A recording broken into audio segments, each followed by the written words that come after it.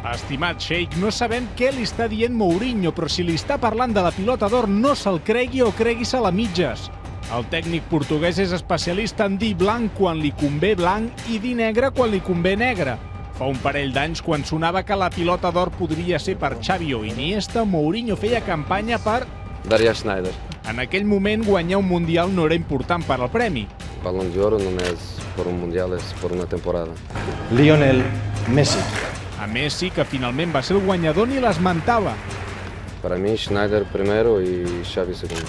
L'any passat Messi ho havia guanyat tot, però Mourinho, coherent, seguia pensant que els títols no són el més important. Para mí el mejor no es quien gana un trofeo.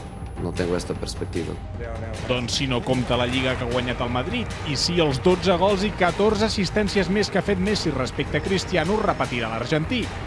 El Balón de Oro gana uno que gana un gran título colectivo. Però aviam, Mou, en què quedem? Si el fútbol tiene justicia, el año pasado Messi ganó títulos con su equipo y por eso ganó el Balón de Oro. Este año es Cristiano que gana el título más importante, el Balón de Oro tiene que ser para él.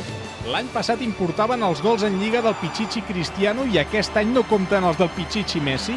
Algú ens ho explica? Algú es fa la mateixa pregunta? El año pasado sí valían los 46, ¿no? ¿Pero de qué estás hablando tú? El año pasado sí valían, este año no, los 50 de Messi no valen para nada. Que nadie le toque. Y si algún de vosotros le quiere tocar, vamos a tener un problema, porque yo no voy a dejar. Vigila, jefecito, no parlis malament de Cristiano, no sigui que avui tinguis algú esperant al pàrquing.